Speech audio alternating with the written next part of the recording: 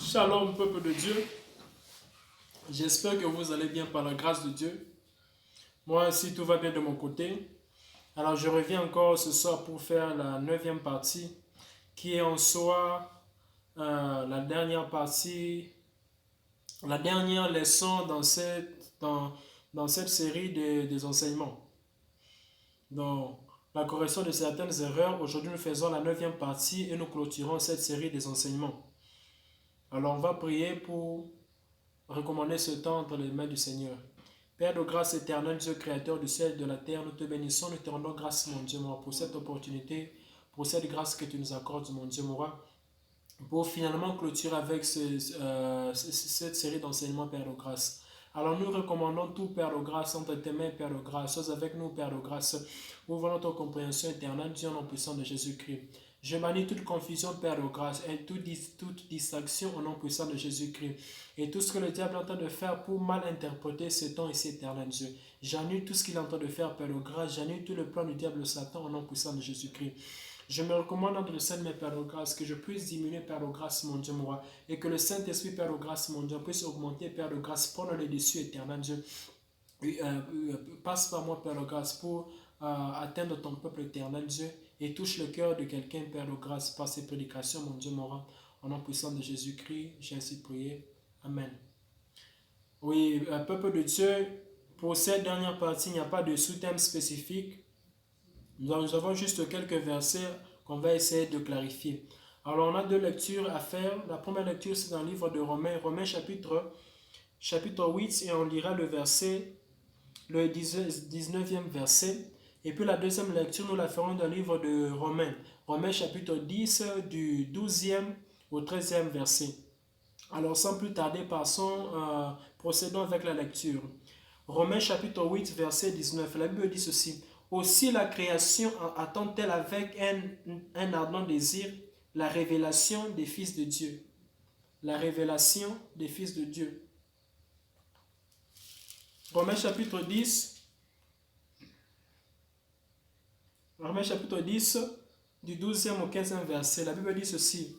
Et il n'y a aucune différence en effet entre le juif et le grec, puisqu'ils ont tous un même Seigneur, et qui est riche pour tous ceux qui l'invoquent. Car quiconque invoquera le nom du Seigneur sera sauvé. Comment donc invoqueront-ils celui en qui ils n'ont pas cru? Et comment croiront-ils en celui dont ils n'ont pas entendu parler? Et comment entendront-ils parler s'il n'y a personne qui prêche? Et comment y aura-t-il des prédicateurs s'ils ne sont pas envoyés?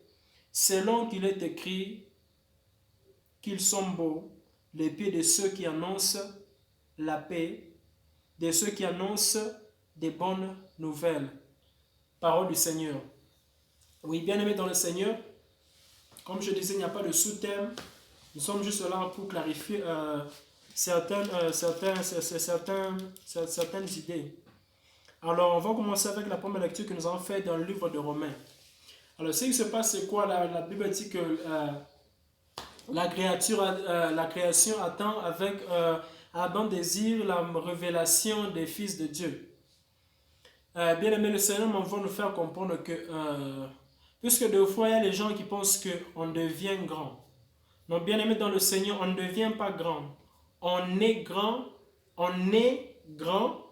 et avec le temps, la grandeur ne fait que se manifester dans la révélation ou la manifestation du Fils de Dieu.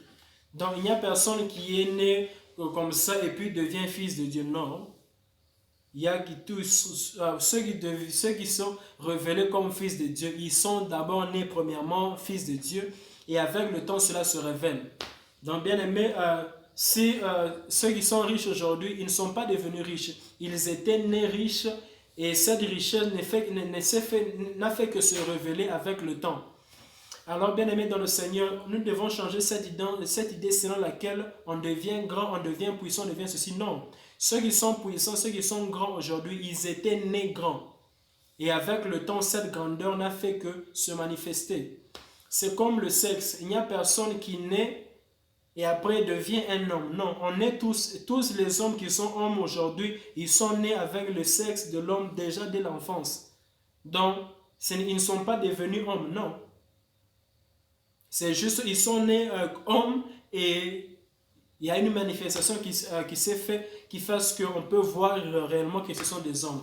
Donc, c'est la même chose, c'est pourquoi la Bible dit, attends la révélation des fils de Dieu. Ne peut être révélé que ce qui existe déjà.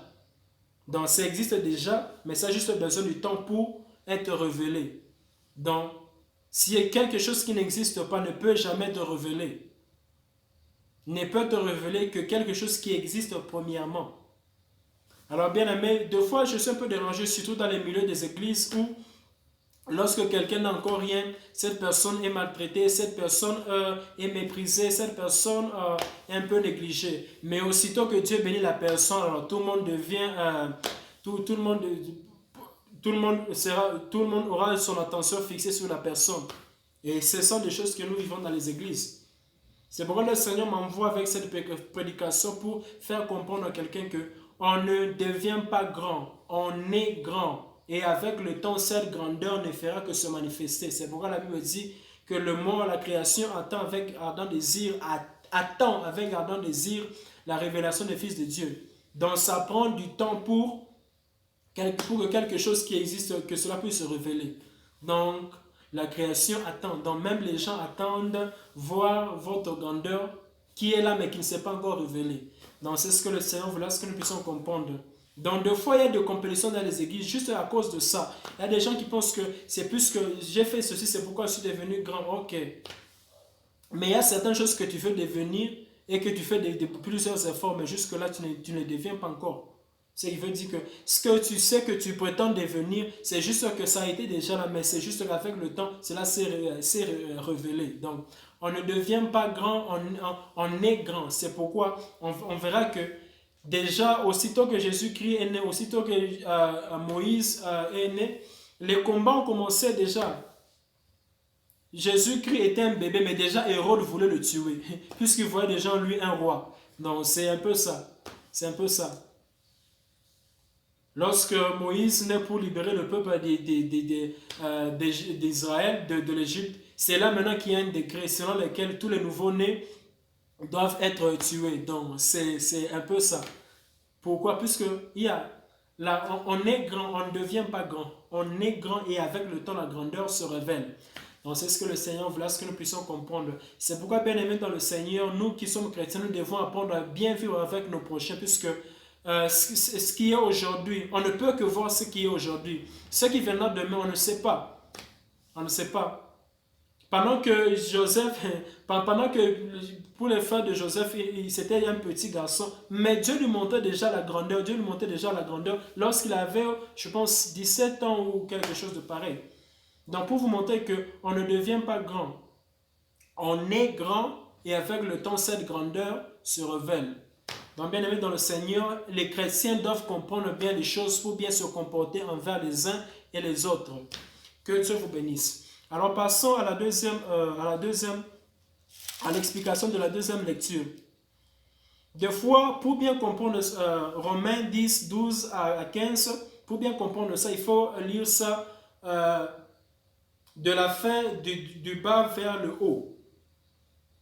Puisque lorsque nous lisons du haut vers le bas, on se dit que quiconque invoquera le nom du Seigneur sera sauvé. On pense que c'est quiconque, n'importe qui peut se réveiller juste un bon matin et peut-être pense qu'il est dans des problèmes et peut invoquer le nom du Seigneur pour être sauvé. Non, bien aimé, cela ne marche pas comme ça. Lisons du bas vers le haut pour comprendre ce qui se passe. Verset 15, ça dit ceci.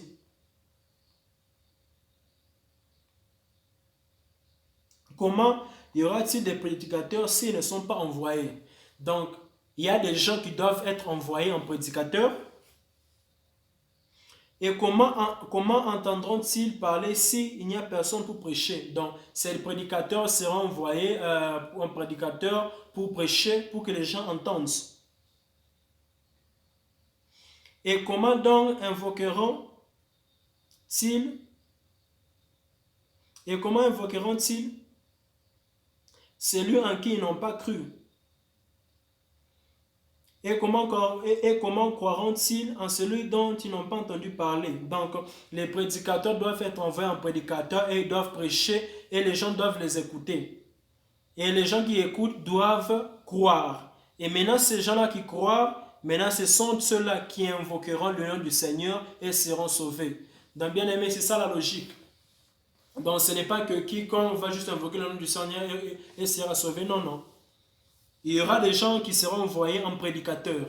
Et ils prêcheront et les gens écouteront. Et ces gens qui écouteront, si eux croient en ce qu'ils ont écouté, alors il se fera que ceux-là qui ont cru dans l'évangile qui leur a été prêché, ceux-là invoqueront le nom du Seigneur et seront sauvés. Donc ce n'est pas n'importe qui va invoquer le nom du Seigneur et sera sauvé. Quand on dit que quiconque, ok, quiconque c'est parmi ces gens qui auront écouté et cru en cet évangile, ce sont ceux-là qui seront sauvés.